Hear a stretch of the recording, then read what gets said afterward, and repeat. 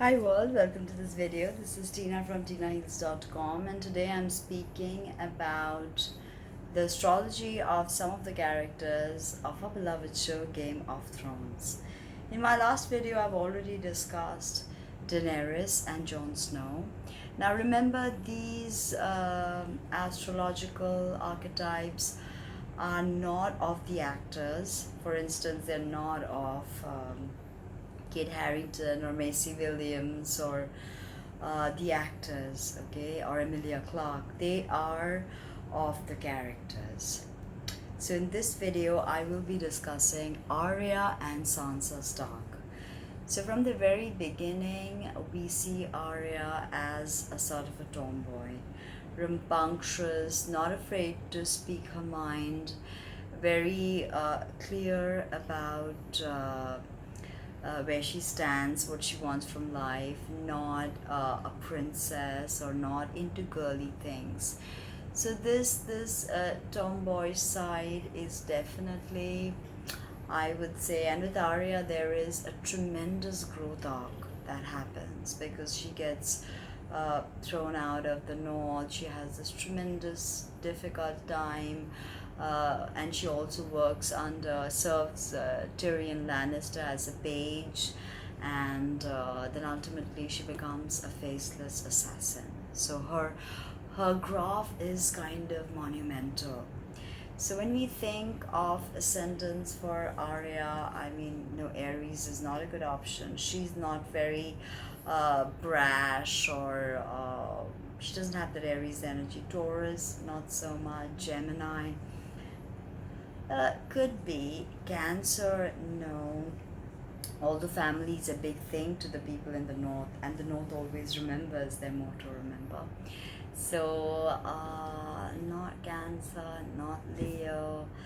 I would say Arya definitely has a touch of Virgo, so it may not be so crazy to speculate Arya Stark is a Virgo. Now, we don't associate Virgos with anything more than precision.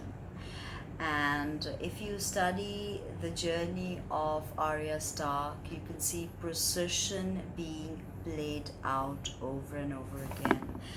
And also this very strong motif of vengeance that we see. She has a list. She makes this list every night. She reminds herself of this list that she has created. And she doesn't even let the hound go.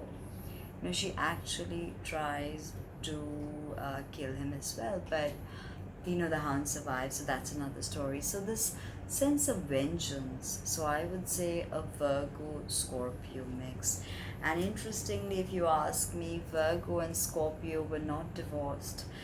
Before this 12 sign system, we had the 10 sign system, and Virgo and Scorpio were together.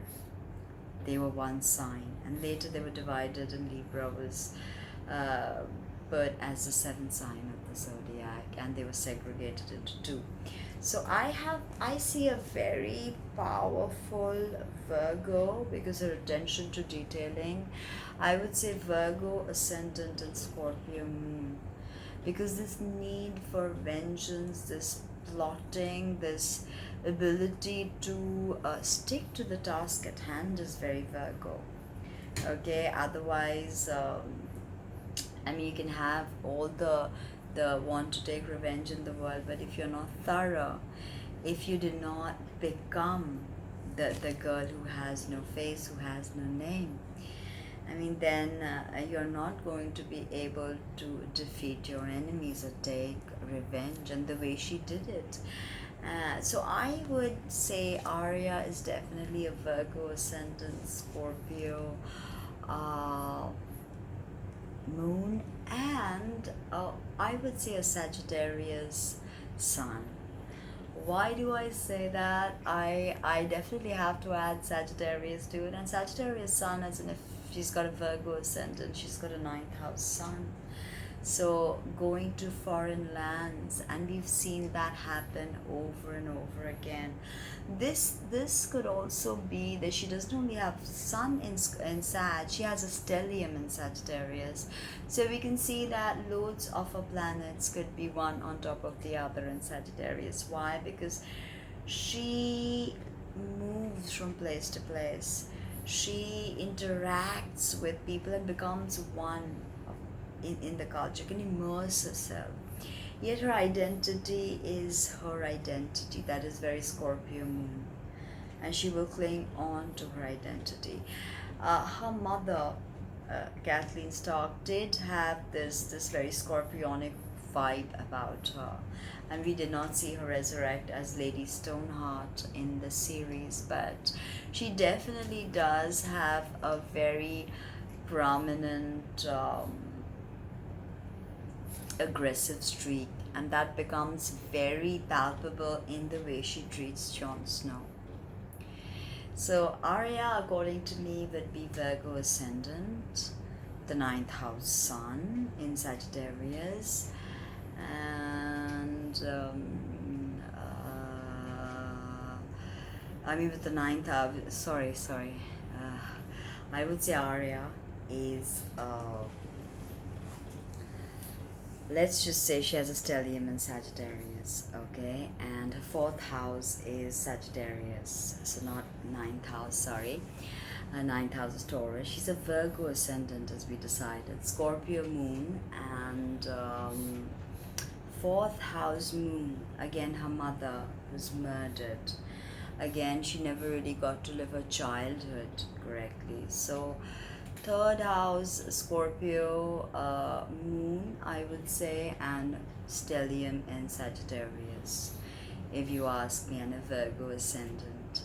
Now moving on to Sansa Stark. Sansa's definitely got Cancer written all over, and I would say she could even have a Sun Moon opposition in Cancer Capricorn polarity. Okay, and she has this tremendous endurance to survive it all and play the Game of Thrones and ultimately win the North back and proclaim it as a self-administered territory independent of the Seven Kingdoms. So this was what Ned Stark anyway, what Kathleen Stark anyway wanted. The North has its own unique traditions, its own unique ways, its own religion. So the North is kind of like a separate zone, and I think Sansa did manage to achieve that. So I'm very proud of her on that. And she did not let revenge be her only motivating force. Yes, it was there, but we don't see her played out as wildly as Arya. She's more connected to serving her people. So I would say Aquarius, definitely Aquarius, and I would say Cancer, Capricorn, Aquarius. So she could have a Cancer sun, a Capricorn moon. Cancer sun is in fall, Capricorn moon is in fall. She also has this emotional detachment side to her. She can detach from whatever's happening in front of her. It could be the rape that she experienced in the hands of that her husband. Okay, what was his name? And of course, her first husband was Tyrion. And although they did not have much interaction, but as we know, she tells him that you were the best.